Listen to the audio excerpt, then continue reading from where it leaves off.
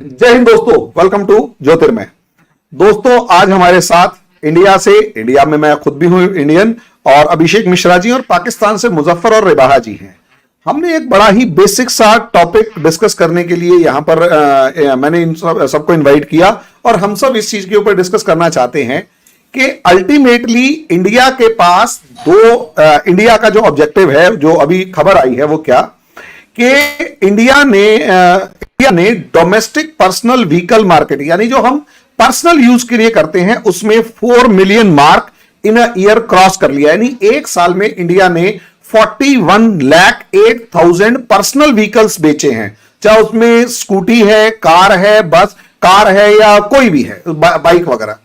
वहीं आप ये देखिए कि फ्यूचरिस्टिक अप्रोच ये आ रही है कि $15 बिलियन से ज्यादा, या जो कि 1.24 लाख करोड़ रुपीस है फाइनेंशियल ईयर में, वो अमाउंट जो है वो आपको फाइनेंशियल ईयर 24 के अंदर इतना अमाउंट के जो मोबाइल्स हैं वो एक्सपोर्ट करने का प्लान किया गया है। अब सवाल यही उठता है, सवाल यह उठता है कि एक तरफ इंडिया जो ग्रोथ रेट को अचीव करने की कोशिश कर रहा है, वहां पाकिस्तान हमारा जो एक ऐसा भाई जो कि मतलब आजाद एक साथ हुए, वो एक गलत या अलग डायरेक्शन में निकल गए, हम एक अलग डायरेक्शन में निकल गए। आज जो एक 75 इयर्स के बाद जो एक ड्रास्टिक डिफरेंस है, वो क्यों है? हम इस पर वो करेंगे कि कहां आगे, किस पॉइंट पर आगे निकले और क्यों पीछे रह गए। मेरा बातचीत करने का ऑब्जेक्टिव ये है। तो सबसे पहले शुरुआत मैं मुजफ्फर भाई से करूंगा कि इंडिया की इस न्यूज को सुनकर एक साल में 41 लाख कारें बिकना, 41 लाख, वो भी पर्सनल यूज के लिए। कारें मींस बहुत सारा पर्सनल व्हीकल्स, और $15 बिलियन का मोबाइल एक्सपोर्ट, सिर्फ मोबाइल एक्सपोर्ट की बात कर रहा हूं 24 के अंदर, यानी इस साल जो अभी साल शुरू हुआ है। अब पूरे के पूरे पाकिस्तान का जो डोनेशन या जो भी एड वगैरह मांगने जाते हैं, वो $2-3 बिलियन की होती है, और यहां $15 बिलियन। एक एज ए पाकिस्तानी आपका ओपिनियन क्या है? फिर रिबाहा जी के पास जाएंगे, फिर अभिषेक जी उसकी बाल की मतलब बिल्कुल जिसे कहते हैं लोएस्ट लेवल पर डिस्कस करेंगे। सर देखिए जी, सबसे पहले तो मैं ये बताऊंगा कि कोई भी चीज होती है आपके पास, आपकी जो जीडीपी है या आपके लोगों की इनकम है, वो ही डिसाइड करती है कि आपके पास इस वक्त है क्या और आप परचेज क्या कर सकते हैं। इस वक्त जो पाकिस्तान के लोगों की सूरत हाल है, वो तो आप सबके सामने है कि हमारे ना तो कोई बिजनेस चल रहा है, ना हमारी कोई इंडस्ट्री चल रही, ना ही कोई कारोबार सही तरीके से यहाँ पाकिस्तान में रन हो रहा। तो पाकिस्तानी के पास तो अभी अपने घर के जो अखराजात है वो पूरे करने के पैसे नहीं, बिजली के बिल देने के पैसे नहीं, तो उन्होंने मोबाइल नए क्या खरीदने हैं या उन्होंने कारें क्या खरीदनी। तो आपको मैं, जैसे आपने एक फिगर बताई कि 41 जो लाख है वो इन्होंने क्रॉस किया इंडिया ने, तो पाकिस्तान के अंदर इस साल जो है वो तकरीबन 25,000 के करीब जो यूनिट सेल हुए। तो लास्ट ईयर ये जो तादाद थी वो 20,000 थी। जबकि अगर हम थोड़ा सा पीछे चले जाएं, कोई 5-6 साल पीछे चले जाएं, 2016-17 में, तो ये तादाद 2 लाख के करीब थी। आप उससे अंदाजा लगा लें कि जो हमारी एक तादाद चंद साल पहले 2 लाख थी, वो 2 लाख से कम होकर 10 गुना कम हुई है। यानी कि अब वो 20,000 के ऊपर आ चुकी है कि 25 करोड़, तकरीबन 24-25 करोड़ आबादी वाला मुल्क हो, और उसके अंदर सिर्फ अगर कारें सेल हों और वो 20,000 सेल हों, तो उससे अंदाजा आप लगा सकते हैं कि क्या सिचुएशन होगी। बहुत सारे जो पाकिस्तान के अंदर जो असेंबलिंग यूनिट है गाड़ियों के, वो बंद हो चुके हैं।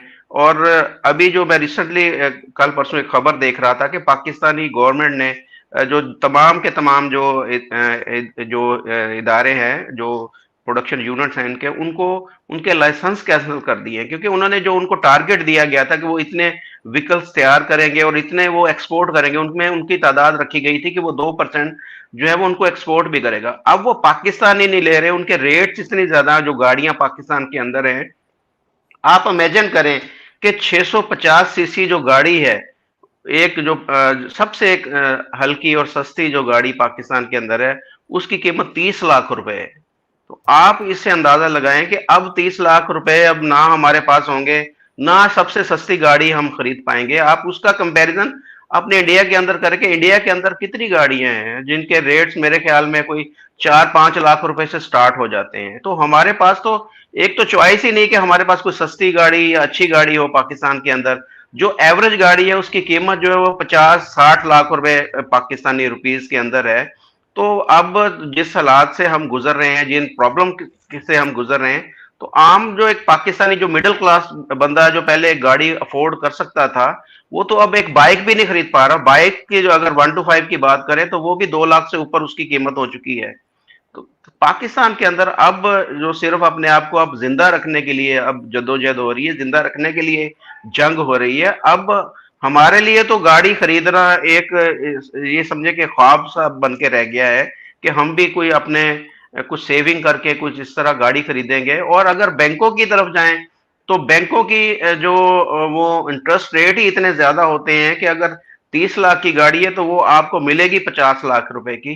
तो इस वजह से ये सारी जो एक पाकिस्तान की इंडस्ट्री है, ऑटोमोबाइल इंडस्ट्री, वो पूरी की पूरी इस वक्त बहरान का शिकार है।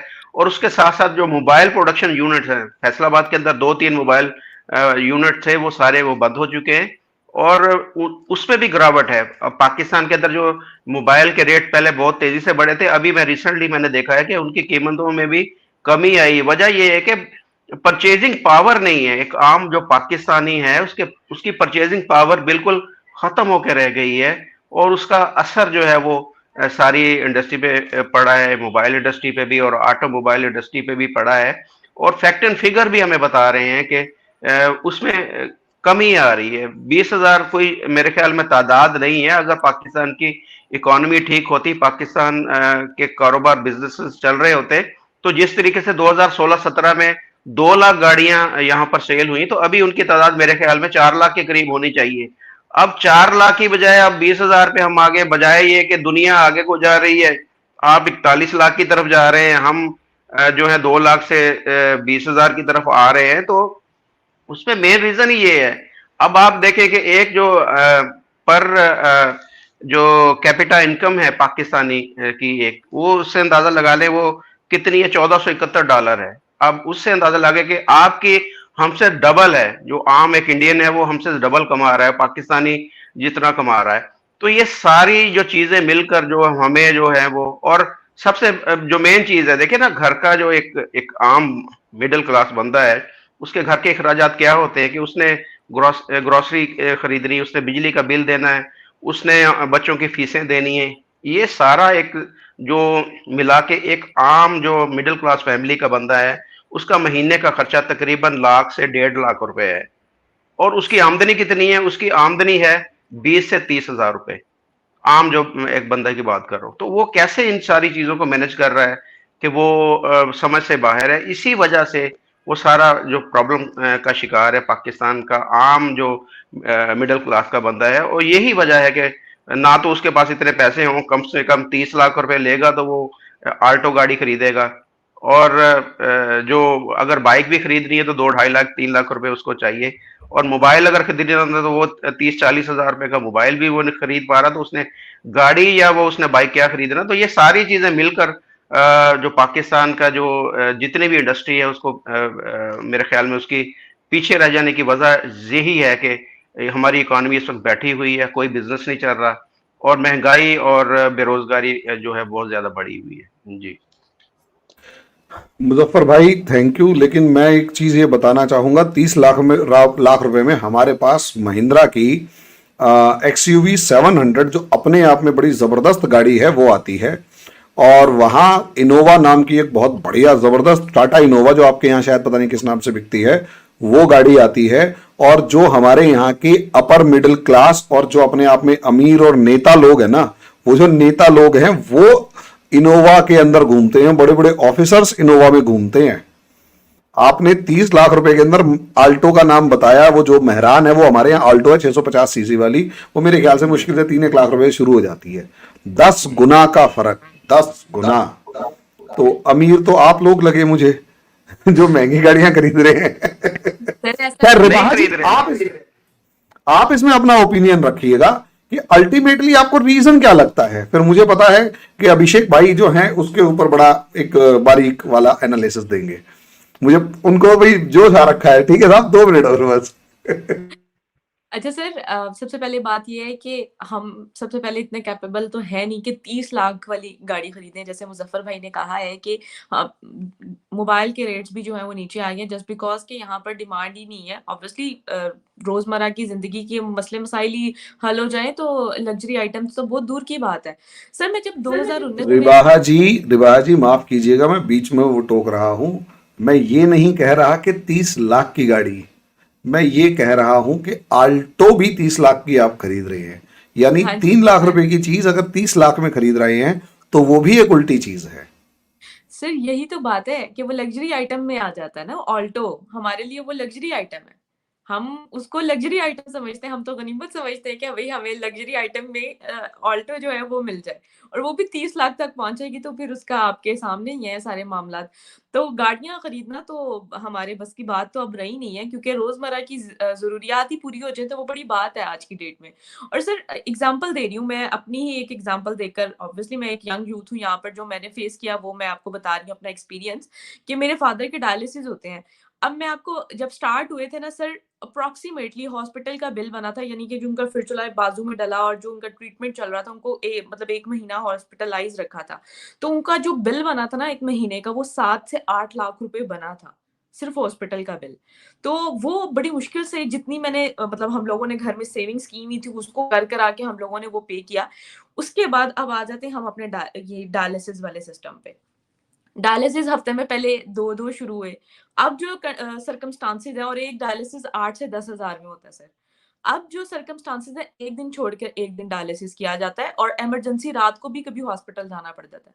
यानी कि ऑन द स्पॉट आपके पास 7 से 10 हज़ार रुपया होगा तो आप जाकर जो है वो काम कर सकते हो या डायलिसिस करवा सकते हो, जो इतनी बुरी तबीयत कंडीशन होती है। ये एक मैं छोटी सी एग्जांपल आपको बता रही हूँ। गाड़ियों का तो बहुत दूर की बात आ गई है। ये हमारी यानी कि सराउंडिंग में है।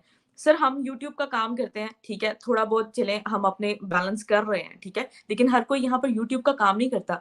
हम हॉस्पिटल जाएंगे, मतलब मेरे फादर के अलावा और भी बहुत से गरीब तबका जो है वो डायलिसिस करवाने के लिए आया होता है। वो किस तरह मैनेज कर रहा होगा? यानी कि यहाँ पर मेडिकल इतना महंगा है, जो मतलब हम चीज खरीद भी नहीं सकते हैं। यानी कि आपने गाड़ियों की बात की है, तो गाड़ियां तो दूर की बात है सर, अभी तो हमें अपनी जिंदगी बचाने के लाले पड़े हुए, रोटी पेट पालने के लाले पड़े हुए, तो हम लग्जरी आइटम्स कहाँ खरीदेंगे सर? आसाइशें तो वहां पर अच्छी लगेंगी ना जब पेट भरा होगा। जब पेट ही नहीं भरा होगा तो हम लोग ये आसाइशें खरीद कर क्या करेंगे? तो सर आपने मुजफ्फर भाई ने अपने प्रीवियस प्रोग्राम में भी बताया कि उनके घर का बिल जो आया, सर लिटरली मैं आपको बता रही हूँ कि 1 महीने का बिल 50-50 हजार पर पर्सन, यानी कि जो मिडिल क्लास फैमिली से बिलोंग करता है उनको आ रहा है 84,000। एग्जैक्टली तो सर आपके सामने है। अभी वो भी हम लोग लाइट्स ऑफ करके, मतलब एक ही रूम में बैठकर, अब मैं यहाँ पर बात करूंगी, हम घर में 4 लोग हैं, हमारा ये कमरा बड़ा है, ठीक है। यहाँ पर पंजाब में जो सारे है ना, सारे एक ही कमरे में सोते हैं। तो हम सारे बिजली बचाने के लिए एक कमरे में सोते हैं कि बिजली बचेगी, हम लोगों के काम आएगा कल को। तो सर ये एक छोटी छोटी एग्जांपल्स हैं। तो आप देख लें कि अब मतलब रोजमर्रा की जरूरियात ही नहीं पूरी हो रही। पहले राशन आता था सर 10 हज़ार का, और अब मैं आपको बताऊं अप्रोक्सीमेटली 45,000 का राशन आता है महीने का। महीने का सर, महीने का। मतलब अब हम अपनी रोजमर्रा की आटा दाल चावल रोटी पूरी करें या फिर हम लग्जरी आइटम्स की तरफ जाएं? अगर हम बात काम कर रहे हैं, हम जिंदा रहने की कोशिश कर रहे हैं हरिमोहन सर, हम जिंदा रहने की कोशिश कर रहे हैं कि हम जिंदा कैसे रहें। आप कह रहे हैं कि आप गाड़ियां क्यों नहीं खरीदते? भाई गाड़ी हम कहां से खरीदेंगे? हम तो चाहते हैं कि हम किसी तरीके से बच जाएं, सरवाइव कर जाएं। जनाब ये ऑब्जेक्टिव हमारा आज का ये था कि डिस्कस करना है कि इशू क्या है, कहाँ रह गए। अब ये अभिषेक भाई ही बता पाएंगे। अभिषेक जी अब आप मुझे बताइए कि साहब ये एक हताशा, एक निराशा, एक सर्वाइवल का क्वेश्चन जब आ जाए किसी भी कंट्री के ऊपर और बहुत बेसिक नेसेसिटीज के ऊपर, तो आप सोच के देखिए, ये तो गाड़ी तो फिर मेरे ख्याल से मजाक लग रही है। और इनको अब सोच कर देखिए, एक जरा सी बात हमने फिगर्स बताई, गाड़ी गाड़ी मींस वहां हमने जितने पर्सनल व्हीकल्स खरीदे। मैं यही तो आज के वीडियो का एक ऑब्जेक्टिव था कि कहां ये कमी रह गई, क्योंकि लेसन्स तो हमारे को भी लेने हैं कि कहीं हम ऐसी कोई गलती ना कर दे। अच्छा पहले मुजफ्फर भाई बोलना चाहते हैं? जी जी भाई। अभिषेक भाई से बात करने से पहले मैं बता दूं आपको कि मेरे पास मैंने एक गाड़ी खरीदी थी बड़े मुश्किलों से, बड़ी मेहनत से, बड़े पैसे जोड़ के, एक सेकंड हैंड गाड़ी थी। तो वो गाड़ी चोरी हो गई। अभिषेक भाई को भी पता है, रिबाहा भी जानती है इस मामले को। अब जो एंटी कार लिफ्टिंग स्क्वाड है पाकिस्तान के अंदर, वो उन्होंने हमें बुलाया पिछले कुछ दिनों पहले कि आपकी गाड़ी जो है, हमें हमने ट्रेस आउट कर ली कि गाड़ी आपकी कहाँ पर है। मैंने पूछा जी कहाँ पर है? कहते जी वो आजाद कश्मीर के अंदर गाड़ी मौजूद है। मैंने कहा जाकर ले आए। कहते जी वो आप हमें पहले ना 3-4 लाख रुपया दें, हमने वहां पर रेड करना है और फिर आपको जो गाड़ी वो मिल जाएगी।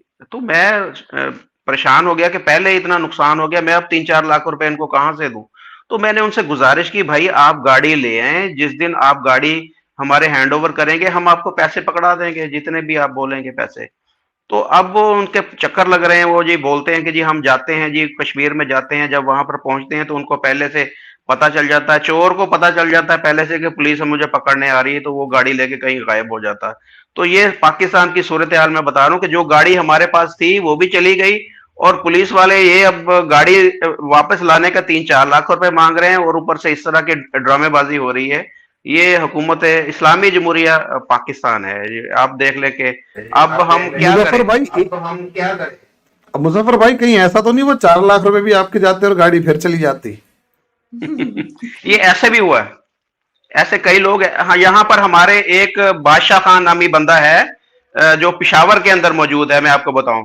और जितनी पाकिस्तान के अंदर से गाड़ियां चोरी होती हैं, वो गाड़ी चोरी करने वाला गाड़ी वहां पर पहुंचाता है, और वो थाने के अंदर से वो जिसकी गाड़ी चोरी होती है, FIR नंबर में से वो मालिकान का नंबर लेकर वो बादशाह खान को पहुंचता है, और बादशाह खान की कॉल आती है उस बंदे को कि भाई गाड़ी तुम्हारी मेरे पास है, इतने लाख रुपए आप ले आओ और गाड़ी ले जाओ यहाँ से। ये पुलिस को भी पता है, मुझे खुद पुलिस वालों ने बोला था कि अगर बादशाह खां की आपको कॉल आए तो हमें ना बताइएगा, आप जाके गाड़ी वहां से उससे ले लीजिएगा। ये पाकिस्तान की बात बता रहा हूं आपको कि यहाँ पर ऐसे चलता है काम। गाड़ी की किडनैपिंग? जी ये तो गाड़ी की किडनैपिंग हो गई। जी सर। अभिषेक जी, अब आप इन सारी चीजों का एक बार जवाब दे दीजिए बढ़िया सा, कि भाई बढ़िया हो तो खैर आप देंगे ही देंगे, मैं बस ये पूछना चाहता हूं रूट कॉज कहां है और क्या ये डिमोरलाइजेशन दिखाई दे रहा है सर? रूट कॉज की कोई बात नहीं है। इन्होंने तो जब पाकिस्तान बनाया तो अच्छी खासी फ्लरिशिंग इकोनॉमी को तबाह करके पाकिस्तान बनाया ना।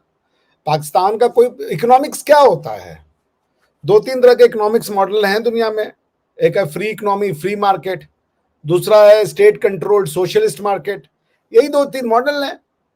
पाकिस्तान के पास कौन सी मॉडल लेनी है इकोनॉमिक्स की, मुजफ्फर भाई और रिबाहा जी, ये तो आप लोग को डिसाइड करना है। आपके गवर्नमेंट को कि लोगों को तुम काम नहीं करने दोगे, कौन सा बिजनेस करना है कौन सा बिजनेस नहीं करना है, इसके लिए पहले गवर्नमेंट से लाइसेंस लो, फिर किसी बादशाह खान से लाइसेंस लो, फिर आलिम उलेमा का आशीर्वाद लो, फिर कारी साहब की तिथि तारीख पूछ करके तब काम शुरू करो। तो आदमी को ये पता है कि तुम सफल नहीं हो रहे हो तो आलू प्याज बेच के जिंदगी काट लो 60-70 साल। अब उसमें आदमी इतना ज्यादा पैसे बनाने को लेके या नई कुछ सोचने को लेकर के वो उतना एक्साइटेड नहीं रहता। ये सब गवर्नमेंट की थॉट प्रोसेस है ना। जैसे हमारे यहाँ स्मॉल वो शुरू किया गया स्टार्टअप को शुरू किया गया, तो गवर्नमेंट ने पहले ये माइंडसेट बनवाया, हमारे यहाँ भी ये माइंडसेट था कि सरकारी नौकरी करो भैया, कुछ करो ना करो सरकारी नौकरी करो, और सरकारी नौकरी में एक बार घुस जाओ तो फिर काम के अलावा सब करो। जैसे हमारे यहाँ थे, ये कहते थे कि भाई नौकरी, सरकारी नौकरी ये कहता था कि भाई हम ऑफिस आने के तो सरकार से सैलरी देते हैं, अगर तुम्हें काम भी करवाना है तो ऊपर से कुछ दो भाई, क्योंकि वो तो हम आ गए यहाँ पे, ये तो सरकार इसकी दे दी है, अब काम भी करवाओगे हमसे तुम। तो जो आपके यहाँ पे प्रॉब्लम है वो हमारे यहाँ पे। आपके यहाँ बादशाह खान कम से कम इलेक्शन नहीं लड़ा थे। मैं आपको बता दूं, हमारे यहाँ बिहार में ऐसा होता था कि लोग किडनैप होते थे, मुख्यमंत्री आवाज से फोन जाता था कि भाई तुम्हारे वाले यहाँ आए, आके ले जाओ, पैसा दे जाओ। आप समझ रहे हैं? वो जो आपके यहाँ होता है वो सब हमारे यहाँ होता है, कोई बहुत ज्यादा अंतर नहीं है हमारे आप में। लेकिन जब 1991 में हमने ये देखा कि बाहर से इंपोर्टेड की हुई इकोनॉमिक पॉलिसी ने हमें बर्बाद कर दिया, ये सोशलिज्म ने हमें बर्बाद कर दिया। हमारा जो बैलेंस ऑफ पेमेंट $1 बिलियन भी नहीं था, हम पहुंच गए थे IMF के पास बेल आउट पैकेज लेने, देश का सोना गिरवी रख के आए थे स्विट्जरलैंड में। ये हमारे साथ की कहानी है। तो गवर्नमेंट ने क्या किया? गवर्नमेंट ने कहा कि वो पॉलिसी गलत थी। गवर्नमेंट ये नहीं कर रही पॉलिसी ठीक है, इसी पे आगे चलो, बड़े चलो, बड़े चलो, एक बार नहीं 16 बार जाओ IMF के सामने, मगर पॉलिसी चेंज साला मत करो। गवर्नमेंट ने कहा नहीं, गलत हो गई, गलती हो गई हमसे। जो हमने ये 1947 के बाद ये जो 5 इयर्स इकोनॉमिक पॉलिसी और रशिया से बोरो करके अपनी इकोनॉमिक पॉलिसी बनाई, that is not giving us the due result. और ये हाईली कंट्रोल्ड जो माइंडसेट है ब्यूरोक्रेसी का, कि जो बिजनेस करने वाला है उसकी वो पेचिस लगा देंगे, वो उसको बताएंगे कि तुम्हें कैसे धंधा करना है, क्या नहीं करना है, तो वो माइंडसेट जाना पड़ेगा। अब दुनिया ईज ऑफ बिजनेस डूइंग पे बात करती है। अब क्या है कि गवर्नमेंट कहती है आप बिजनेस करने वाले हैं, आप माई बाप है, क्योंकि नौकरी आप क्रिएट करोगे, पैसे आप कमाओगे, टैक्स आप दोगे, रेवेन्यू आप क्रिएट करोगे, तो माई बाप आप है। और सोशलिस्ट मॉडल में क्या होता है कि गवर्नमेंट माई बाप है, आपको बिजनेस करना है तो बोले साहब हम बिजनेस कर लें, ये चीज का कर लें, ये चीज का कर लें। वैसी सोसाइटियों में गूगल नहीं बनते, वैसी सोसाइटियों में माइक्रोसॉफ्ट नहीं बनते। तो आप लोगों को छोड़ दें। गवर्नमेंट का काम सिर्फ और सिर्फ मिनिमम गवर्नेंस पे आ जाए, वो लोगों को छोड़ दे खुला। लोगों से ये मत लेके कि कौन जो है वो अपने देश के साथ या अपनी आइडियोलॉजी के साथ लॉयल है कि नहीं है। इकोनॉमिक्स का सिंपल डेफिनेशन होता है यूटिलाइजेशन ऑफ नेचुरल रिसोर्सेस, और फाइनेंस का मतलब होता है अलोकेशन ऑफ इकोनॉमिक रिसोर्सेस। तो फाइनेंस और इकोनॉमिक्स दोनों एक दूसरे को पूरक करते हैं। आपके यहाँ के जो प्रिंसिपल है, मैंने पता किया कि लाइफ इंश्योरेंस आप क्या नहीं होती, हेल्थ इंश्योरेंस आप क्या नहीं होती, कोई भी आप इन्वेस्टमेंट करोगे वो प्रमोट नहीं किया जाता, उसमें सो कॉल्ड सूद आ जाएगा। तो आपको यदि इस तरीके की इकोनॉमिक पॉलिसी चाहिए तो आपको सऊदी अरेबिया जैसा लकी होना पड़ेगा कि आपके पास तेल के भंडार निकल आए, कतर के जैसा लकी होना पड़ेगा कि आपके तशरीफ के नीचे से गैस का वो भंडार निकल आए, कतर का अमीर बैठे बैठे अमीर बन जाए, वरना बिजनेस तो उनको भी नहीं पता क्या होता है। पर आपकी जो है तशरीफ के नीचे से सिवाय कीलें निकल रही हैं, गैस एक न निकल रही, न पेट्रोल। आप समझ रहे हैं? सो दिक्कत यह है कि पॉलिसी को रिविजिट नहीं कर रहे हैं आप, बाकी सब चीज को रिविजिट कर रहे हैं। भाई इकोनॉमिक्स कौन करेगा, कौन फैक्ट्रियां लगाएगा? लोग लगाएंगे, मुजफ्फर भाई लगाएंगे, रिबाहा लगाएंगे। अब मुजफ्फर भाई को बिजनेस भी करवाओ और जा करके नमस्ते और दुआ सलाम भी करवाओ, ये तो नहीं होगा कि वो बिजनेस भी करे और पुलिस वाले के जाके साहब साहब भी करे, ये तो नहीं होगा। पुलिस वाले की तनख्वाह मुजफ्फर भाई बिजनेस करेंगे तो उससे आएगी। हमारे यहाँ गवर्नमेंट ने कहा बच्चों से कि क्या नौकरी नौकरी मांगते रहते हो, जब देखो तुम्हें नौकरी करनी है, सरकारी नौकरी दो, सरकारी नौकरी दो। भट्टा बैठा दिया उन सारे सरकारी इंस्टीट्यूशंस का। आपके यहाँ पे PIA थी तो हमने भी कोई इंडियन एयरलाइंस को जो है या एयर इंडिया को कोई एकदम वर्जिन एयरलाइन नहीं बना दिया था, हमने भी इंडियन एयरलाइन का बेड़ा गर्क ही कर दिया था। इतना बेड़ा गर्क कर दिया था कि उसको कोई खरीदने वाला नहीं मिल रहा था। अंत में हमने टाटा से उसी को टाटा का लिया था, उसको नेशनलाइज कर दिया था, वापस टाटा को दे दिया कि भैया हमने बेड़ा गर्क कर दिया है तुम्हारी बिजनेस का, भैया तुम चला लो। हैं वो तो टाटा जैसे बेचारे शरीफ पारसी लोग हैं, उन्होंने कहा ठीक है लाइए हम चला के दिखाते हैं आपको। और उन्होंने अभी और जो है हवाई जहाज का ऑर्डर दिया, आपको पता होगा, वन ऑफ द लार्जेस्ट हवाई जहाज का ऑर्डर टाटा ने प्लेस किया। तो बिजनेस करना, चाहे वो कार मैन्युफैक्चरिंग हो या सर्विस सेक्टर हो, कहीं भी वो एक माइंडसेट का खेल है। हमारे यहाँ स्टार्टअप में आज की डेट में क्या है ना कि लोग नौकरी करने को बुरा समझते हैं। हर आदमी के अंदर 35 साल के बाद एक कीड़ा काटता है, उसका नाम है स्टार्टअप कीड़ा। हर कोई सोच रहा है कि कैसे क्या करें, ये वाला बिजनेस करें, वो वाला बिजनेस करें, नौकरी कैसे डिजाइन करें। अब आप हरि भाई को देख लीजिए, अपने दम पे ताल ठोक के वो पढ़ा रहे हैं और इंटरनेट का यूज कर रहे हैं, टेक्नोलॉजी का यूज कर रहे हैं, और एक वेल रेप्यूटेड प्रोफेसर है, टीचर है, एजुकेटर है, और अपने दम पे पैसा कमा रहे हैं। आप लोग भी यही काम कर रहे हैं, हम सब लोग भी यही काम कर रहे हैं टेक्नोलॉजी का यूज करते हुए। सो मेरा कहने का ये मतलब है कि लोगों को छोड़ दें, आपको वो पाकिस्तान को स्वर्ग बना के दिखा देंगे।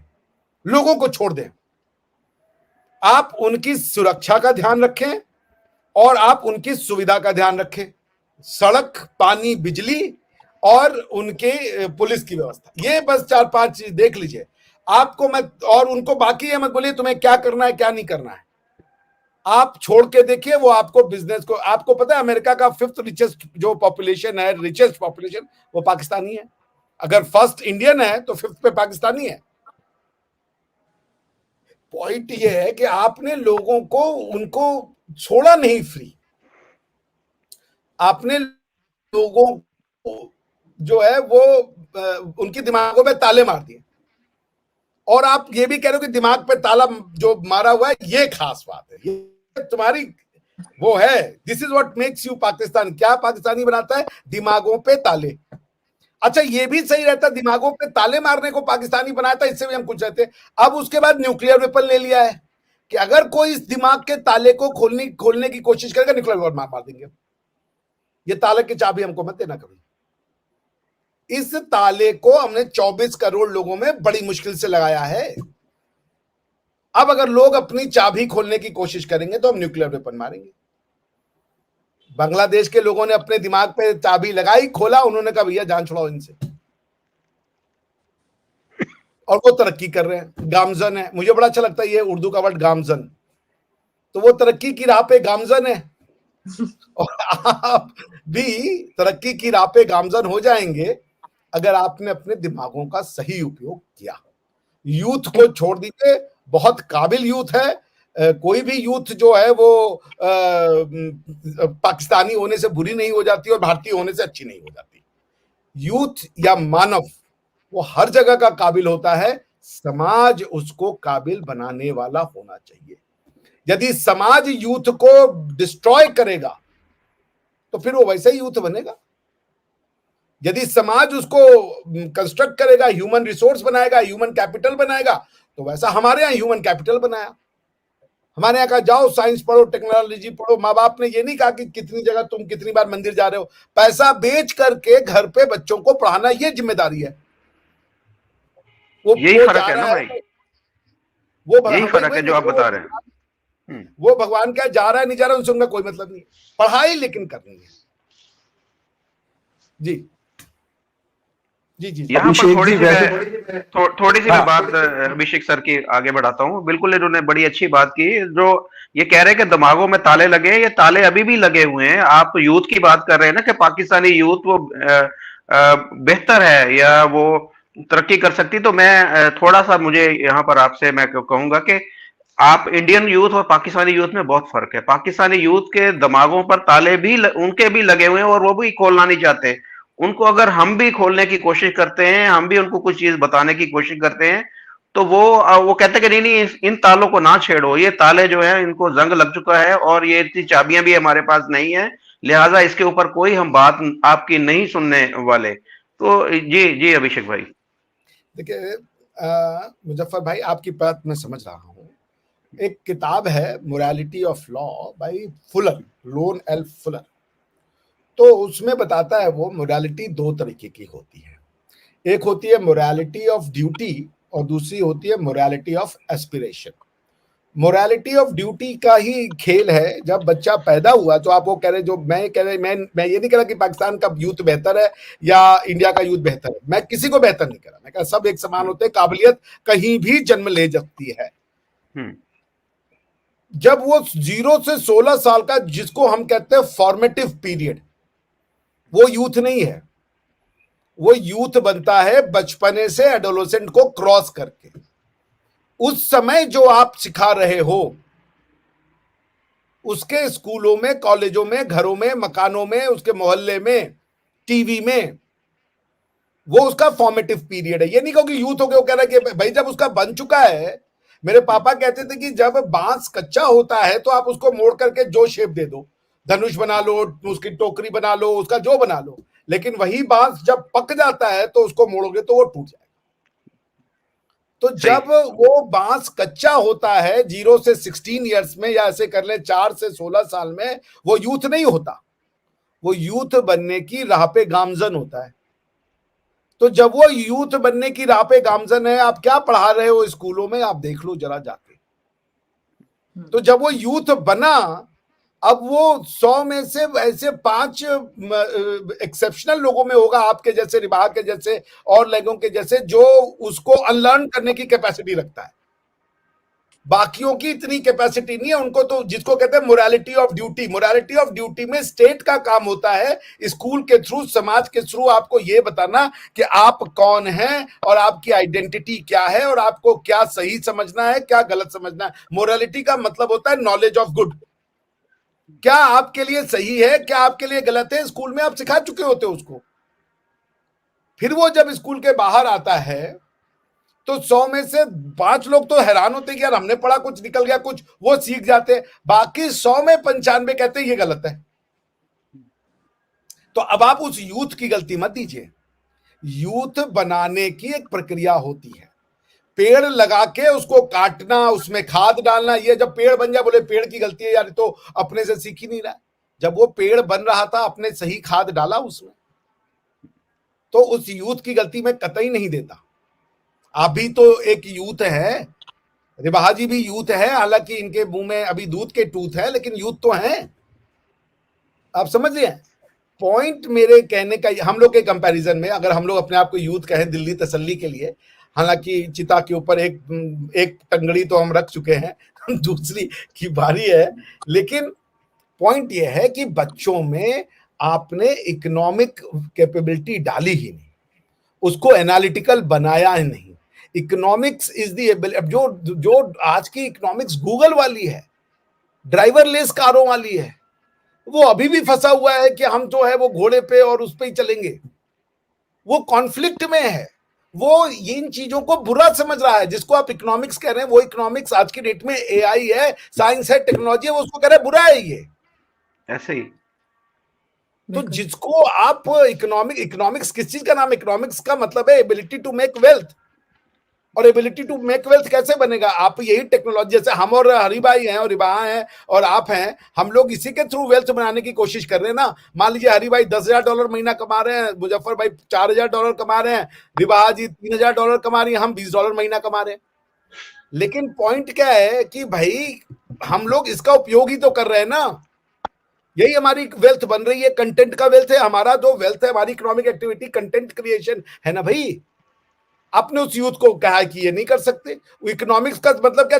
परचून की दुकान खोल देना, तांबुल और पान की दुकान लगा के बैठ जाना, और ये क्या नाम है, गोटे वाले और इसके वाले सलवार से बीच बैठना, ये इकोनॉमिक्स। ये बिजनेस का फॉर्म गया 3,04,486 साल पहले। आप क्या अभी भी वो पढ़ा रहे हैं अलाउद्दीन खिलजी का मार्केट रिफॉर्म, कि कम तोलने वाले का हाथ काट रहा है? अरे भाई तोलने का कॉन्सेप्ट ही खत्म हो गया यार। अब लोग उसमें फोन पे ऑर्डर कर रहे कि भेज दो। मैं तो मार्केट ही नहीं जाता, मैं तो वो क्या था, मैं स्विगी पे ऑर्डर देता हूँ कि 1 किलो चावल, 5 किलो चावल, ये वो। अब वो सबका ना फिक्स है वेट। अब किसका हाथ काटोगे? लेकिन आपको पूरा वेट मिल जाता होगा, आपको वजन पूरा मिलता होगा। हमारे आज भी, मैं बताऊं, आज भी मैं फैसलाबाद की बात अगर करूं, आप यहाँ पर चले जाएं, जितने भी गोश्त बेचने वाले हैं, जितने भी यहाँ पर सब्जी बेचने वाले हैं, जितने भी फ्रूट बेचने वाले हैं, वो कम तोलते हैं। आप 1 kg कोई चीज लेंगे, वो आपको 900 ग्राम देंगे। आप नहीं, चीज हमारे यहाँ भी है मुजफ्फर भाई, हमारे यहाँ भी है। डंडी हमको ही मारता है यार। मगर अब मैं क्या कह रहा हूँ, साइंस एंड टेक्नोलॉजी ने डंडी का काम खत्म कर दिया। अब क्या है कि कॉर्पोरेट्स आ गई। जैसे अब आपने कहा ना, जैसे आप एक कंज्यूमर हो, मैं बिजनेसमैन हूं, मैंने कहा भाई मुजफ्फर भाई की क्या शिकायत है कि डंडी मार दी जाती है। अब इनको पता नहीं है कि कैसे तोलें, या तो आप घर पे बाट रखो। तो मैंने आपको कांटेक्ट किया, मैंने कहा मुझे ऑर्डर दो, मैं आपको 1-1 किलो, 1 ग्राम तक सही पहुंचाऊंगा। ये बिजनेस है, सोल्यूशन है बिजनेस का। सही। तो मैं क्या कह रहा हूं कि टेक्नोलॉजी की यूज से अब आप चोरी को बंद कर सकते हो। 1 लीटर के दूध का पैकेट उसमें डालो, 1 लीटर ही आएगा, नहीं तो वो भरेगा नहीं, तो दूध का पैकेट भेज दो। 5 किलो के चावल का पैकेज आ रहा है, आपको चावल का पैकेज ही खरीदना, वरना ये इंसानी फितरत है डंडी मारना। अरे हमारे यहाँ प्रोफेसर टीचर भी डंडी मारते हैं। क्लास में गए, पढ़ाने का मन नहीं कर रहा, बच्चों से कहा यार देख लेना जरा, चलो यार, या बैठ करके फिल्मी बातें कर दी। कई टीचर ऐसे हैं जो कर देते हैं। डंडी हर कोई मारता है। डंडी मारना सिर्फ वजन में नहीं होता, हर कोई अपने काम को जब ईमानदारी से नहीं कर रहा है तो वो डंडी ही मार रहा होता है। तो पॉइंट है कि ये ह्यूमन फितरत है। लेकिन आपने इकोनॉमिक्स को वेल्थ बनाने का जो मैं जरिया बता रहा था कि टेक्नोलॉजी के जरिए आपने इसको सीपेज कर दिया। पर वो बिजनेस नहीं है, वो बिजनेस का सोल्यूशन है। आज की डेट का बिजनेस जो है मुजफ्फर भाई, वो गूगल है। गूगल क्या करता है? वो नेट पे से डेटा लेकर, आप डेटा डालते हो, कोई डेटा उसको पता हो, खाली सर्च करके दे देता था। आज गूगल इतनी बड़ी कंपनी बनी हुई है, कोई आइडिया का, this is the wealth of idea. Do you have an idea that can make money, that can generate money? अगर आप अभी भी बच्चों को अलाउद्दीन खिलजी का मार्केट रिफॉर्म और हाथ काट लेने की कहानियां सुना रहे हो, तो वो गूगल की बात करेगा। वो आप उसको पढ़ाओ कि ये, आप उसको अगर ये बताओगे कि अमेरिका जो है फहाशी की जगह है, वहां की लड़कियां जो है वो कपड़े कमरे पहन रही हैं और यही उसकी सोसाइटी की बुराई है, तो वो गूगल से प्यार करेगा। Business is an idea which means freedom. Business is not, sorry, economics as an idea means freedom, freedom to create. Economics is creativity, economics is liberty, economics is the concept of application of human mind to the available natural and non-natural non-natural resources. सरकारें या भगवान economics नहीं करवा सकते, वो तो इंसान ही करेगा। और कम तोलने वाली कहानियां चली गई। अब जो आ रहा है, अब आज का इकोनॉमिक्स है आज का इकोनॉमिक्स क्या है? टेस्ला, सॉरी, आज का इकोनॉमिक्स क्या है? Artificial intelligence. भाई आने वाले समय में ह्यूमन लेबर की वैल्यू खत्म हो गई, सब ऑटोमेशन में हो रखा है। तो सर हमें इन चीजों से क्या लेना देना? हमें इन चीजों से क्या, पाकिस्तान को इन चीजों से क्या लेना देना? पाकिस्तान तो आज भी वो पुरानी चीजों पे खड़ा है। जो आप देखें कि आप इंडिया, आप अपनी मिसाल देख लें कि आज से 15-20 साल पहले या 30 साल पहले इंडिया कहां पर था, हम आज भी वहीं पर हैं। हमारा सारा निजाम, हमारा सारा सिस्टम वहीं पर चल रहा है। हमें टेस्ला से नहीं है, हमें एआई से कुछ नहीं है। हमारे यहाँ पर, मैं साइंस सेंटर, आपको मैं कल ही वीडियो बनाकर दिखाता हूं, जो पाकिस्तान का फैसलाबाद तीसरा बड़ा शहर है, वहां के साइंस सेंटर के अंदर आर्टिफिशियल इंटेलिजेंस को एक्सप्लेन करने के लिए, स्टूडेंट को एक्सप्लेन करने के लिए वहां पर एक खिलौना रखा गया है, एक रोबोट, छोटा सा 20 रुपए वाला खिलौना रखा गया है, और उससे समझाते हैं कि जी ये आर्टिफिशियल इंटेलिजेंस है। तो हम तो बहुत पीछे हैं। हमें ये बातें आपकी जो है वो हमारे जो देखने वाले उनको समझ ही नहीं आ रही होंगी कि अभिषेक भाई किस तरक्की की बात कर रहे हैं, किस कहां पर आप बात कर रहे हैं। ये हम बहुत पीछे भाई। क्या मेरी बातें उनको तरक्की की ओर गामजन नहीं लग रही हैं? हाँ, ये लग जरूर रही हैं। रिवाहा जी आप बोलिए, उसके बाद मैं। यार एंकर बनना बड़ा बोरिंग काम है यार, तुम मुझे बोल नहीं दे रहे। सर मुझे ना अभिषेक सर के ना गामजन पे बड़ी हंसी आ रही है कि ऐसा लग रहा है जैसे टॉन्ट नहीं होता, दिल में लग रहा है तरक्की की राहों में गामजन है। और मुझे ऐसा लगता है कि मौजूद आमजन है। ये सुन लीजिए, पाकिस्तान तरक्की की राहों पे गामजन है और उन राहों पे नहीं मौजूद आमजन है। आप समझ रही हैं? सही कह रहे हैं सर, आमजन तो बिल्कुल नहीं है लेकिन तरक्की की राह पर आमजन जरूर है। यार एंकर बनना सारा सबसे बोरिंग काम है भाई साहब, सही बता रहा हूँ। सारे बोले जा रहे, मैं सुने जा रहा हूँ। भाई मैंने भी कुछ बोलना था। जी सर, हम सुनने के लिए बता। विवाह जी बड़ी कूल एंकर हैं, ये आपको बोलने देंगी जब तक आपके मुंह से झाग ना आ जाए। हाँ बोलती रहिए। आपको विवाह जी को बोलना पड़ता है, विवाह जी दूसरा क्वेश्चन पूछे भगवान के लिए। विवाह जी कहती है अच्छा सर। अगर आपको कभी बोलने को दिल करे तो बस आपने एक मैसेज करना है, मैं फौरन मेरा प्लेटफॉर्म अवेलेबल है। अच्छा इनके मन में चल रहा है, तू बोल ले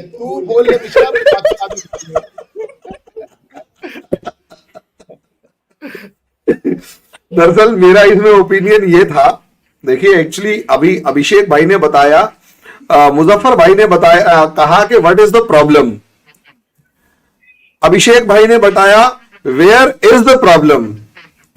मैं बताता हूं कि असलियत में स्टार्ट कहां से हुई। भाई हिस्ट्री के मास्टर को कुछ तो फायदा होना चाहिए थोड़ा बहुत। अब हिस्ट्री का एक बेसिक पार्ट मैंने एक देखा, जो हम पूरे के पूरे इंडियन नेशनल मूवमेंट को उठा के देख रहे थे, ये मतलब पढ़ाते हैं पढ़ते हैं, तो जिस टाइम पर इंडिया में सोशलिज्म और कम्युनिस्ट आइडियोलॉजी के ऊपर डिस्कस हो रहा था, तो मेरा यह मानना है socialism is nothing but an ideology, एक इकोनॉमिक पॉलिसी है, अच्छी है बुरी है, दैट इज समथिंग डिफरेंट। अभिषेक भाई ठीक कीजिएगा अगर मैं इस मामले में थोड़ा गलत हूं तो, कि कुछ भी है वो लोग डिस्कस कर रहे थे कि हिंदुस्तान जब आजाद होगा तो हिंदुस्तान का इकोनॉमी कैसी होगी, इंडिया की सोसाइटी कैसी होगी, उसमें कौन से रिफॉर्म्स चाहिए, उसमें कौन से चेंजेस चाहिए। ये कांग्रेस, ना सिर्फ कांग्रेस, जो दूसरी पार्टीज थी, जो दूसरे सोशल ग्रुप्स थे, वो सब डिस्कस कर रहे थे। आप सोचकर देखिए, भगत सिंह सोशलिस्ट आइडियोलॉजी को सपोर्ट करते थे, भगत सिंह कम्युनिज्म को काफी ज्यादा सपोर्ट करने की तरफ बढ़ रहे थे। हमारे यहां सारी पार्टीज अवेलेबल थी और जो कि इकोनॉमी से लेकर सोशलिज्म से लेकर सब चीजों की बातें कर रही थी। हां, रिलीजन काफी हद तक गायब था। उसका बेनिफिट इंडिया को यह मिला कि इंडिया जहां, अच्छा पाकिस्तान ने सिर्फ और सिर्फ रिलीजन का राग अलापा और शुरू से आखिरी तक सिर्फ इस्लाम के नाम पर, हिंदू से नफरत के नाम पर सिर्फ एक काम किया, और वो था हमें चाहिए पाकिस्तान। 1937 के बाद तो सिर्फ एक चीज थी, हमें चाहिए पाकिस्तान। कांग्रेस से लेकर बाकी जितनी भी पार्टियां थी वो इकोनॉमी से लेकर सोशलिस्ट सोसाइटी से लेकर सब चीजों के ऊपर डिस्कस कर रही थी। रिलीजन बहुत बाद में आता था। पाकिस्तान ने रिलीजन के ऊपर डिस्कस किया, पाकिस्तान ने मार काट के, जिन्ना ने मार काट करवा के पाकिस्तान ले लिया। अब प्रॉब्लम यही है ना साहब, हमारे यहां हमारी फॉरेन पॉलिसी भी 1925 से डेवलप होनी शुरू हो गई थी।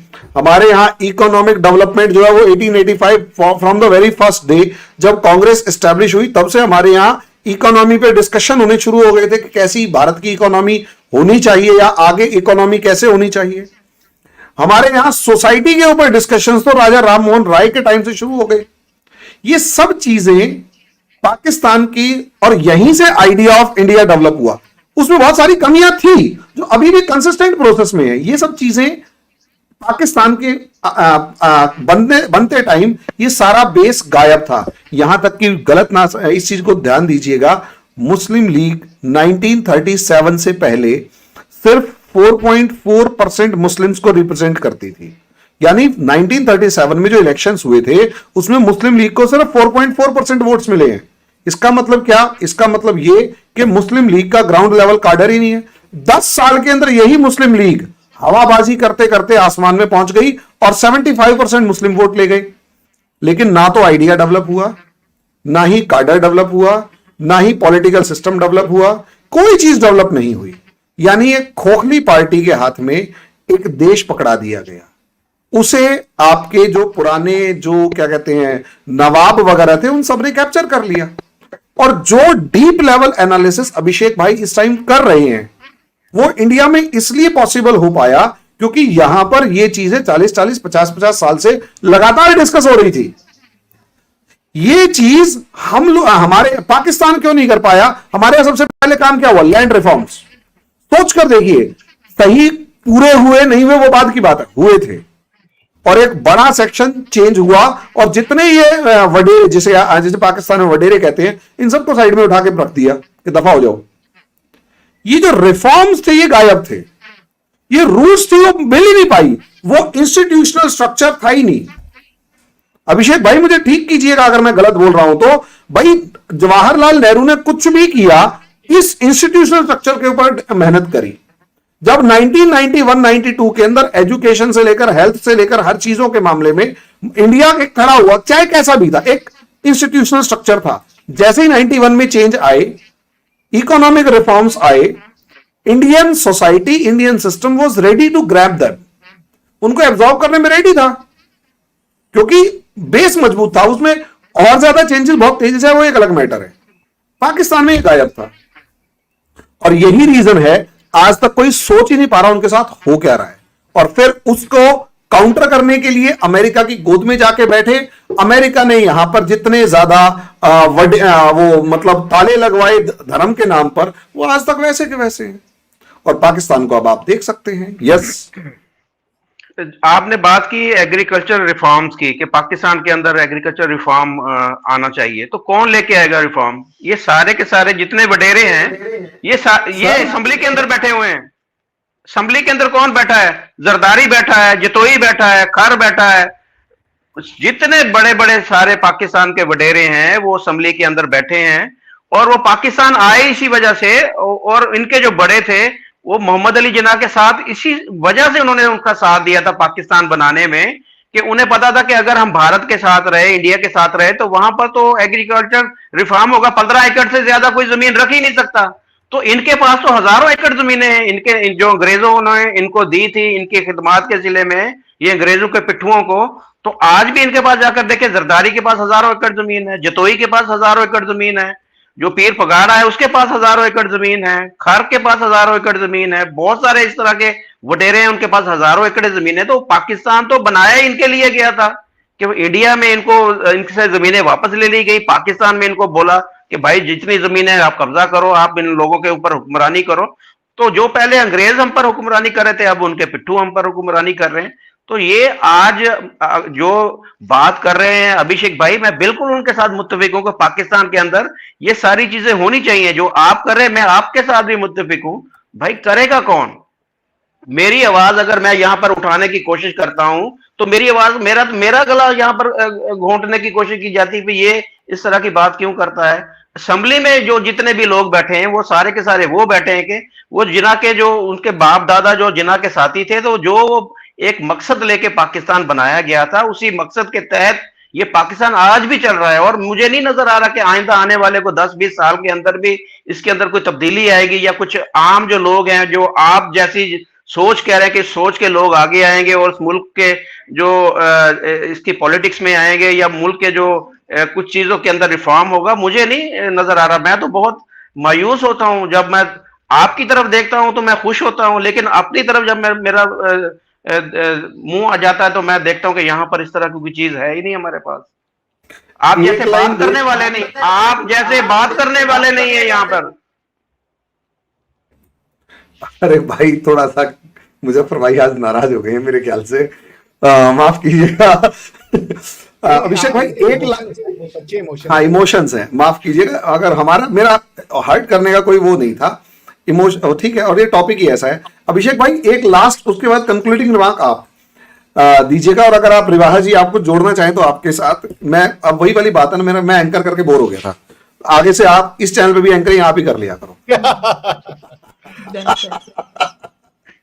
मैं बता दूं रिवाज जी थे, झाग निकलवा देना सबके। मैंने जो बात बोली थी उसमें एक चीज कही थी कि मुस्लिम लीग जो 10 साल में धर्म के नाम पर उठी, वो गुब्बारा सा फूल गया। वो जो गुब्बारा सा फूला था वो, उसके जमीन तो थी ही नहीं, वो हवा में उड़ रही है। अभी भी पार्टी का एक बेस होता है, ग्राउंड लेवल कार्डर होता है, वो सब गायब है। वो गायब था, इसीलिए वो खोखली पार्टी, खोखले इंस्टीट्यूशनल स्ट्रक्चर पर एक कंट्री खड़ा कर दिया, और उस खोखलेपन को कब्जा कर गए। वहां भर गए आपके वडेरे, जिनके और पावर ही उनके पास थी। या तो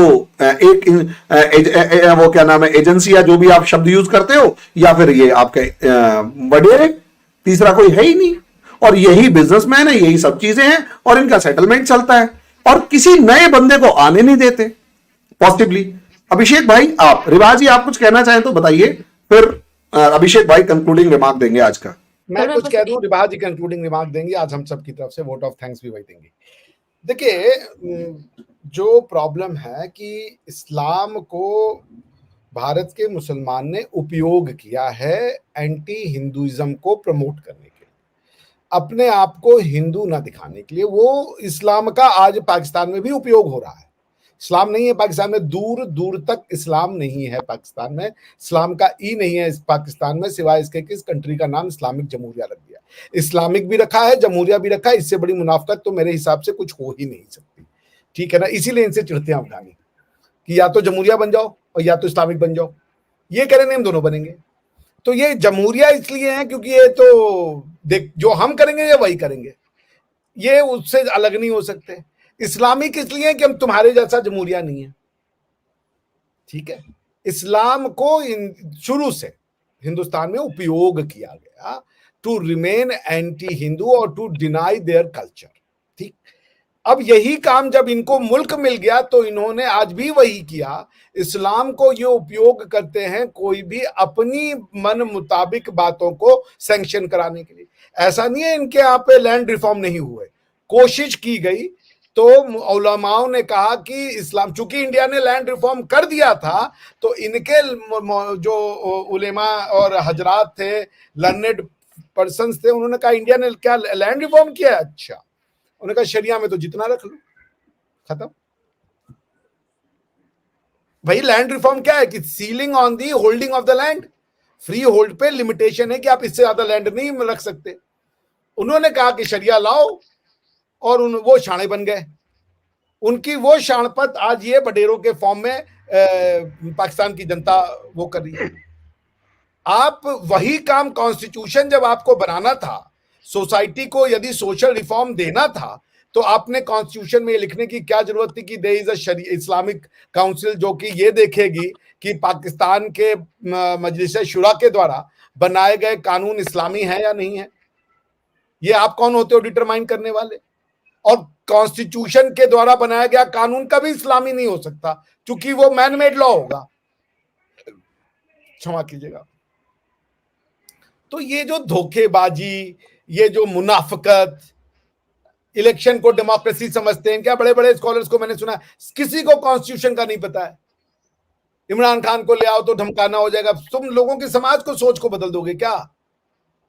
इस्लाम इमरान खान भी आके तो वही बोलता रहे। इमरान खान ने आके कौन सा नया शगुफा छोड़ दिया? हर बात पे ये बात का रोना चिल्लाना शुरू कर देंगे कि हम तो मुसलमान हैं, हम बम लेके फट जाएंगे। हर बात पे भैया परेशान है। ये अरब मुमालिक में भी जाके ये इस्लाम होने का कहते हैं, हम मुसलमान बन गए, तुम पे एहसान क्या, पालो पोसो हमें, हम तो मुसलमान हैं। ये है इनका एटीट्यूड कि हमने मुसलमान बन गए, अब ये एहसान हमने पहले तो इंडिया पे किया है, अब अरब मुल्कों पे भी किया है, तो हमें पालो, हमें पोसो, और हम जो है कोई भी इस्लामिक काम नहीं करेंगे। They have been, ever since the time of Muslim League, Islam has been used to propagate anti-Hindu identity। और जब ये मुसलमान बन गए पूरी तरीके से पाकिस्तान में, तब इन्होंने इस्लाम को यूज किया सारे के सारे सोशो इकोनॉमिक रिफॉर्म को, मॉडर्निटी को दूर रखने के लिए, अपने पर्सनल विशेष को पूरा करने के लिए। किसी की हत्या कर दो, इस्लाम में ब्लड मनी का कॉन्सेप्ट है, छूट जाओ।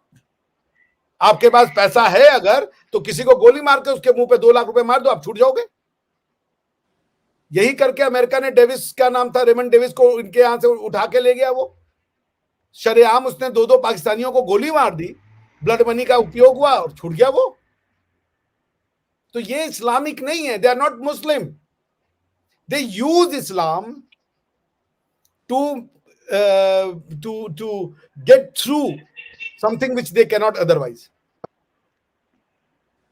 आपको इस्लाम भी चाहिए, सूबा भी बनाना है। इस्लाम में तो नेशनलिज्म नहीं हो सकता, नेशनलिज्म तो इस्लाम के लिए बहुत दुश्मनी वाली चीज है।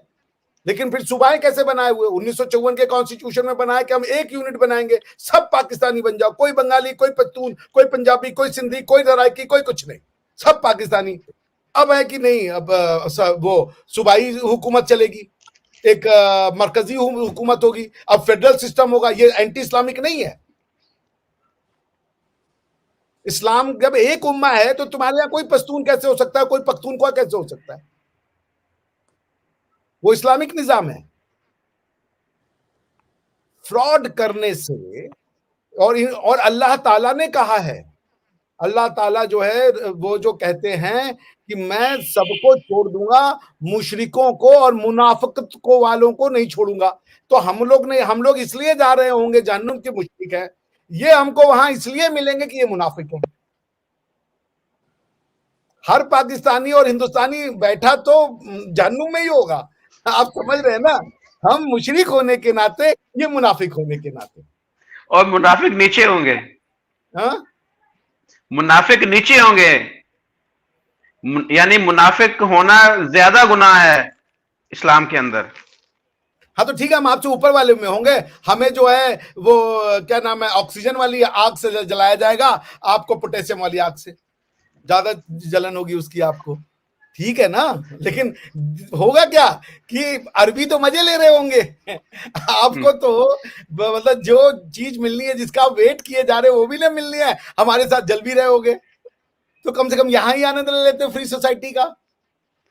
आप समझ रहे हैं, पूरे पाकिस्तान को सलवार कमीज पहना दिया इस्लामिक ड्रेस बना के, ये इस्लामिक ड्रेस है, सलवार कमीज पहन लो, लड़की भी सलवार कमीज, लड़का भी सलवार कमीज, क्यों? क्योंकि इस्लामिक ड्रेस है। और उसके बाद सूबाई गवर्नमेंट चाहिए, फेडरल स्ट्रक्चर चाहिए, पार्लियामेंट चाहिए मैन मेड लॉ के लिए। तो यार मतलब I have never seen anything as absurd as Pakistan. आप इनके इंटेलेक्चुअल को सुनिए, आप पागल हो जाएंगे। वो इंटेलेक्चुअल भी कह रहे हैं हिंदुत्व की बड़ी प्रॉब्लम है, वहां पे मुसलमानों का हाल है। अरे भाई, अगर मुसलमानों की चिंता है, पहले अपने आगे मुसलमान तो बना लो। टू नेशन थ्योरी को गाली भी दे रहे हो, मुसलमान की चिंता में दुबले भी हुए जा रहे हो। तो अगर टू नेशन थ्योरी में भारत में मुसलमानों का दशा खराब है क्योंकि उनको इस्लामिक राष्ट्र नहीं मिला, तो बनाओ इसको अफगानिस्तान, पाकिस्तान को, उनको दो ना मुसलमान बनने की पूरी छूट। भाई असली मुसलमान according to article 31 constitution of Pakistan मदरसे का मुसलमान है, वो अरबी जानता है और वो जो कुरानिक विजडम है उस पर चल रहा है। तो बनाओ मदरसे, बंद करो स्कूल। पाकिस्तान का आर्टिकल 31 का एम्बिशन है मदरसा। बच्चे यूएमटी में पढ़ रहे हैं, बच्चे लाहौर जिन्ना कॉलेज में जा रहे हैं, अस्तगफिरुल्लाह हो रहा है पूरे समाज में। आप समझ रहे हैं? 1950 में या 1948 में अरबों को बुलवा के लाए कि हम पाकिस्तान तो बना लिए, अब इसको मुस्लिम कैसे बनाए तो उन्होंने कहा यार पहले अरबी यहाँ लागू करो। अच्छा, हो गए 70 साल, अरबी जानते 1% लोग मतलब वो हैरान हो गए, अरबी नहीं सीख रही है जनता अरबी नहीं सीख रही है, हिंदी को उर्दू समझ के बोलिए और पंजाबी गुस्से में बोलिए या दारू पीने के बाद चुप चुप के।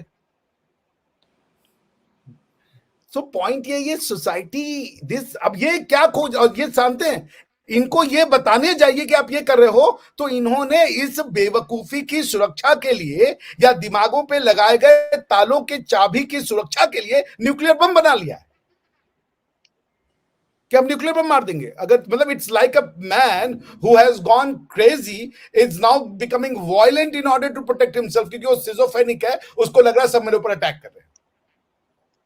सो Pakistan is in horribly incorrigible state. Pakistan का इंटरनल अफेयर और एक्सटर्नल अफेयर आपको पता ही नहीं चलेगा क्या है, क्योंकि अफेयर ही नहीं है वहां पे। अब एक सोसाइटी में जहां खाने के पैसे नहीं है, वहां पे बेसिक शिक्षा क्या दी जा रही है कि बच्चे जितने चाहे उतने पैदा करो। वो लोग कह रहे हैं मेरे तो 16 बच्चे हैं, जज़ाकल्लाह जज़ाकल्लाह जज़ाकल्लाह, वो ताली बजा रहे हैं और जनता खुश है। 16 बच्चे पर यूनिट, 40 करोड़ होने वाले हैं ये 10 साल में, यूएन की रिपोर्ट है, और 53% पावर्टी होगी। भाई करने को काम ना हो तो फिर यही काम होता है। नहीं, आप यही काम को ढंग से कर सकते हैं भाई, ऐसी बात क्या बात है, आप भी क्या बात कर दी। अमेरिका इस काम में आपसे बहुत आगे है, बच्चे नहीं पैदा हो रहे, आप कोई काम तो ढंग से कर लें आप समझ रहे हैं, कोई काम ढंग से कर लें आप। यहाँ पर जो जितना फारिग है ना, जिसके पास जॉब नहीं उसके उतने ज्यादा बच्चे। मैं ये कह रहा हूँ कि घर में वो फारिग रहता है तो और काम उसके पास होता नहीं करने को। हमारे यहाँ भी लोग फारिग हैं, बच्चे नहीं पढ़ रहे हैं और काम वो वही कर रहा है, दिमाग लगा रहा है ना, वो समझ रहे हैं बात को। बात है दिमागों पे ताले की। तो मैं ये कहूंगा मुजफ्फर भाई, आपके प्रॉब्लम की समस्या आप जैसे लोग नहीं हैं, आप तो बहुत प्रोग्रेसिव हैं, हमारी बहन जो है वो बहुत प्रोग्रेसिव है। आपकी यहाँ पे प्रॉब्लम आपका इंतजामिया और उससे ज्यादा आपकी यूनिवर्सिटीज हैं। हर चीज में मुनाफिकत होना नहीं ठीक है। अगर आप सही बात में पाकिस्तान को एक मॉडर्न कंट्री बनाना चाहते हो और टू नेशन थ्योरी का अपोजिशन करना चाहते हो, तो बोलो कि हिंदू और मुसलमान भारत का अलग अलग नहीं है, अगर ये टू नेशन थ्योरी का अपोजिशन ये है। लेकिन टू नेशन थ्योरी भी गलत थी और हिंदुस्तान का मुसलमान और पाकिस्तान का मुसलमान अलग अलग है, या हिंदुस्तान का हिंदू और हिंदुस्तान का मुसलमान अलग अलग है। ये कौन सी बात हुई? कल को मैं मुसलमान हो जाऊं तो क्या मेरे भैया से मैं अलग हो गया?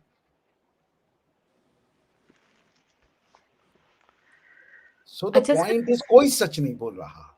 रिबा जी, आपकी बारी। सर यूनिवर्सिटी की आपने बात किया, यूनिवर्सिटी प्रॉब्लम नहीं है, प्रॉब्लम है जो हमें बेस पढ़ाई जा रही है, मुतालिया पाकिस्तान टाइप जो बुक्स हमें मैट्रिक या 9th में पढ़ाई जाती है ना, वो बेस बेस बेस बच्चा वही ना, जैसे आपने सर कहा कि जब 4 साल का बच्चा होता है, 4 साल से लेकर 16 साल तक, वो बच्चे को आप जिस सोसाइटी में मर्ज करेंगे वो उस तरह ही ढलेगा। उसके बाद जो है वो जो है उस तरह आपकी सोच है कि आपने कैसे चलना है।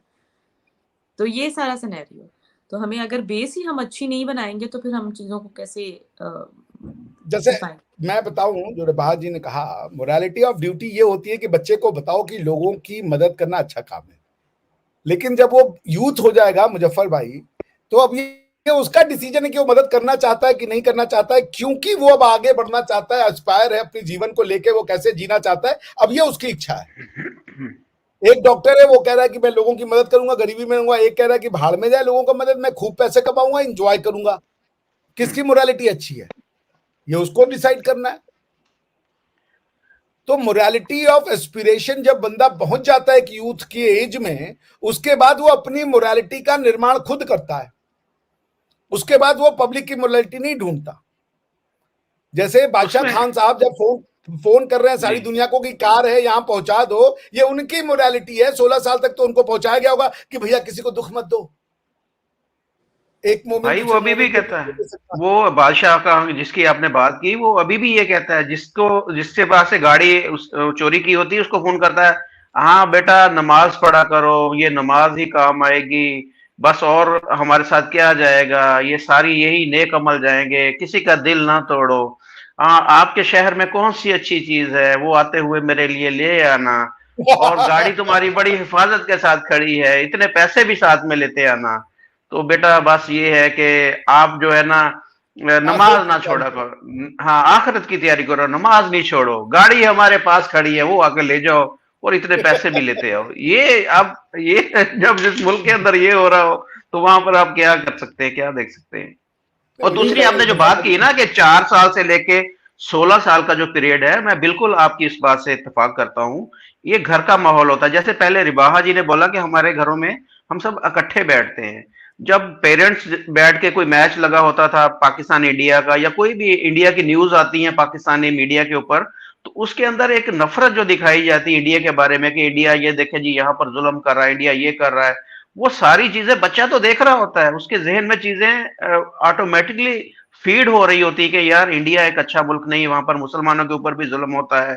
वो इंडियन, ये देखें इंडिया की जो क्रिकेट टीम है, मैं बेसिक आपको बताऊं कि जब इंडिया क्रिकेट मैच होता है किसी के साथ भी, तो हम पाकिस्तानियों की ये सोच होती है कि इंडिया को हारना चाहिए, वो ख्वाह कोई भी टीम हो उसके मुकाबले में। ये एक आम पाकिस्तानियों का माइंड सेट इस तरीके से डेवलप होता है कि बचपन से लेकर उनको आहिस्ता आहिस्ता आहिस्ता स्लो पॉइजनिंग की जाती है। उसके बाद में अब कुछ ऐसी बातें हैं कि जो और भी हैं, लेकिन मैं यहाँ पर नहीं आपको बता सकता। मसले मेरे लिए भी बनेंगे, रिबाहा के लिए नहीं, भी वही मैंने बनेंगे। कहा ना हाँ। मुजफ्फर भाई कि जी। इंडिया में इस्लाम को यूज हम्म। किया गया एंटी हिंदुइज्म या एंटी हम्म। अपनी कल्चर के लिए। इस्लाम का हम्म। उपयोग न यहाँ होता है ना वहां होता है।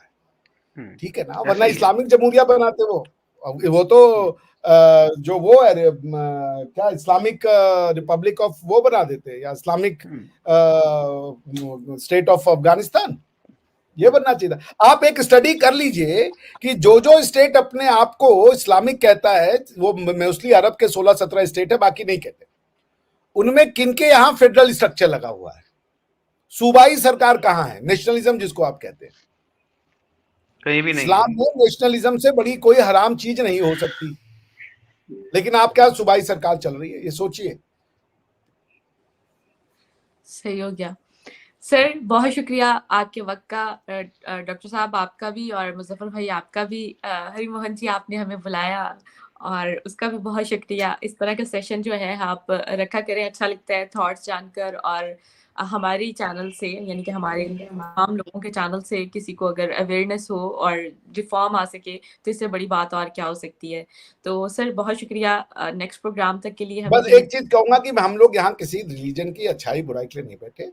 हमें जितना प्यार हिंदुइज्म से है उतना प्यार इस्लाम से, सारी रिलीजन से है। कोई हम किसी क्रिटिसिज्म नहीं, लेकिन हम एक सामाजिक समस्याओं पे बात कर रहे हैं, किसी के अगेंस्ट में नहीं। बिल्कुल ना मुजफ्फर भाई, ना रिबाहा जी, ना हरी जी, ना मैं। और मेरा एक ऑब्जेक्टिव ये है कि मेरे हिसाब से हमें एक लेसन्स लेने हैं और कि भाई असलियत में गलती कहाँ हुई। अगर कोई पीछे रह गया है तो लेसन्स लेने हैं कि गलती कहाँ हुई, और आगे अगर बढ़ रहे हैं तो वो गलती ना हो जाए। और अगर पड़ोसी भी खुश है ना, हमारे यहाँ कहते हैं भाई साहब, पड़ोस से अगर बढ़िया खुशबू आ रही है ना तो आपके बच्चे खुद ही तरक्की कर जाएंगे, और ऐसा होता है। या भाई साहब गलत है, सोच के देखिए ना, कि हमारे यहाँ कहते हैं कि पड़ोसी अगर तरक्की कर रहा हो ना तो जलो मत, तरक्की करो, तुम्हारे बच्चे वैसे ही तरक्की कर जाएंगे। और बाकी लास्ट में एक चीज और मैं कहूंगा, रिबाहा जी आज के बाद ऐसी एंकरिंग आप ही करें तो मजा रहेगा। हमें बड़ा अच्छा लगेगा यार, एक्चुअली बड़ा बोरिंग काम है तो देखो चलेगा तो अब सबके चैनल पे कोई समस्या नहीं है, जिसको जितना डालना हो ठीक है। और उसके बाद क्या होगा कि एंकरिंग आप ही करो, ठीक है। सर थैंक यू आपसे, आप मेरे उस्ताद हैं, बहुत कुछ सीखने का मौका मिलता है। बहुत शुक्रिया आपका। मुजफ्फर भाई आपका भी बहुत शुक्रिया। हरी जी उस्ताद नहीं है, हरी जी उस्तादों के उस्ताद है, पागल उस्ताद हम लोग हैं ना भाई, थैंक यू। चलो और नेक्स्ट प्रोग्राम तक के लिए हमें दी इजाजत। Thank you so much.